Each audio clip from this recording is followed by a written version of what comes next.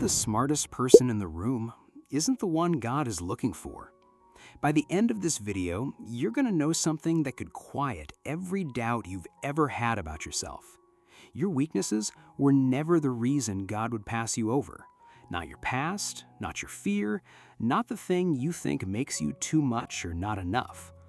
I'm going to walk you through 5 moments in the Bible where God looked at a room full of people, skipped right past the ones who looked the most qualified, and chose someone else entirely. And here's the pattern hiding underneath all 5 stories, the one most people never notice. It was never about who was the smartest, the most talented, or the most impressive on paper. It was always about who was willing to obey. If you're watching this video right now, that is not an accident. That means you. Out of everyone God could have reached today, He is reaching you because you are one of the people He has chosen. So take a breath and let's walk through this together. Lesson number 1. Moses. Ready is not required. Picture a man standing barefoot in front of a bush that's on fire but never burns up.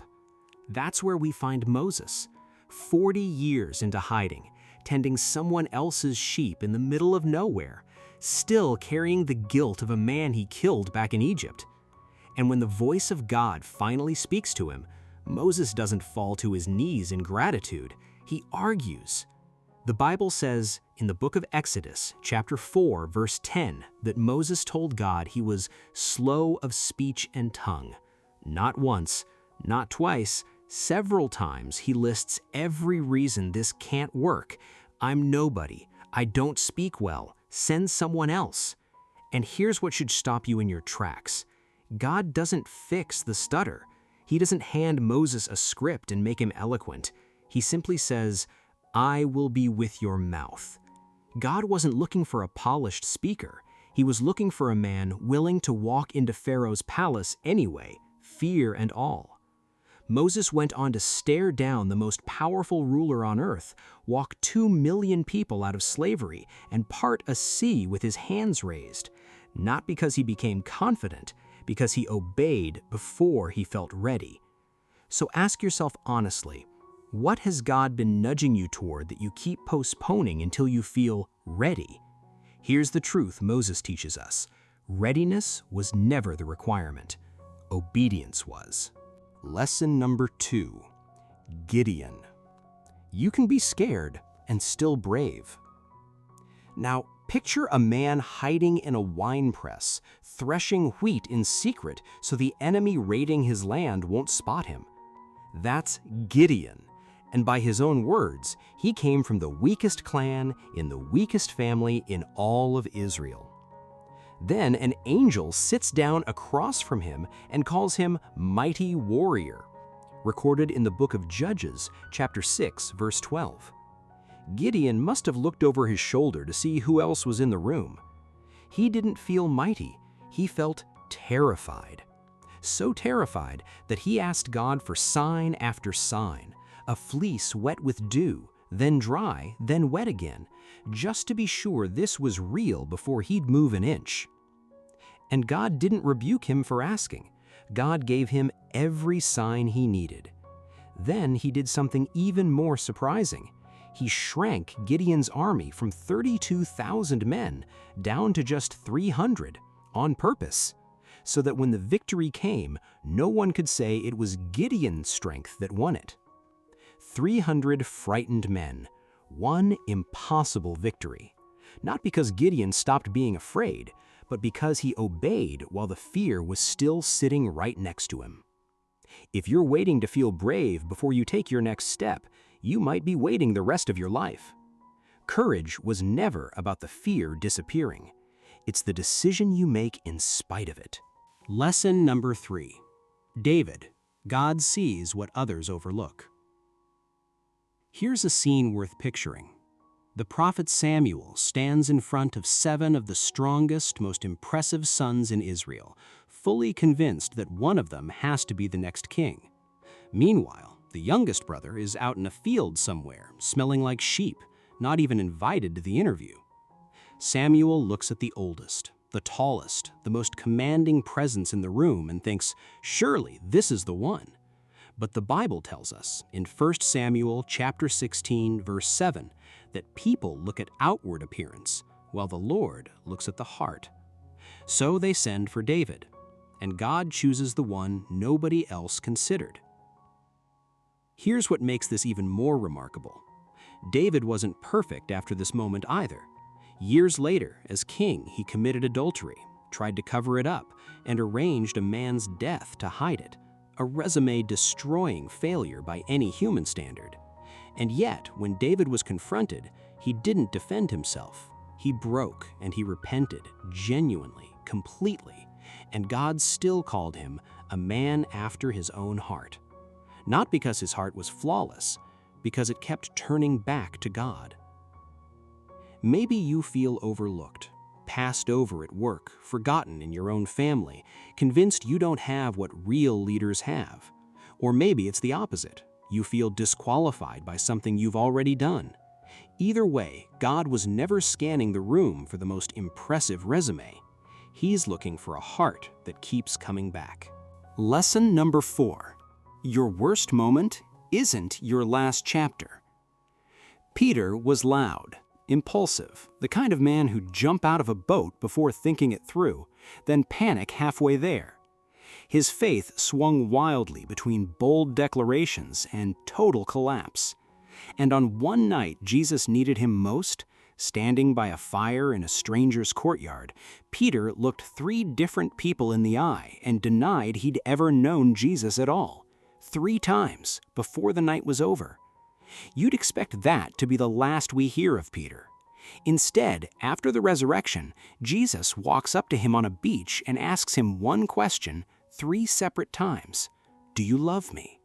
It's recorded in the book of John, chapter 21, verse 17, and it's not random. 3 questions, 3 denials undone, one at a time, on purpose. That's not a coincidence. That's restoration, deliberately measured out to match the wound. This same Peter later stood up in front of a crowd on the day of Pentecost and preached with such conviction that 3,000 people believed in a single day. The man who folded under the pressure of a servant girl's question became one of the most fearless voices in church history. Whatever failure you're still replaying in your head, something you said, something you didn't do when it mattered, hear this clearly. It doesn't get the final word. It never did. Lesson number 5. Paul, no past is too dark to redeem. Of everyone on this list, Paul might be the hardest to imagine God choosing. Before he was Paul, he was Saul, and Saul wasn't just skeptical of Christians, he hunted them. He dragged believers out of their own homes to be imprisoned. He stood by, approving, while Stephen, the church's first martyr, was stoned to death. This is not a man who was almost good enough. This is the last person anyone would have picked. And then on the road to Damascus, a light from heaven knocks him to the ground. The Bible records it in the book of Acts, chapter 9, verse 4, a voice asking, "Saul, Saul, why do you persecute me?"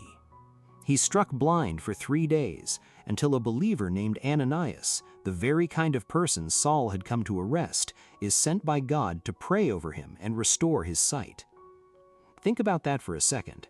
God didn't send an angel army to confront Saul. He sent one of the people Saul was hunting to heal him.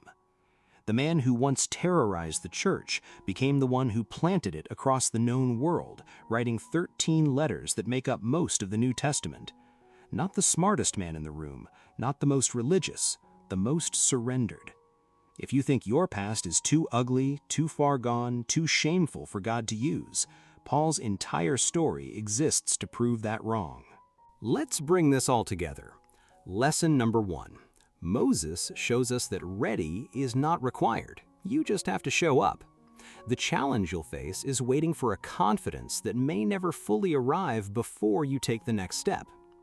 Lesson number 2. Gideon shows us that you can be scared and still be brave.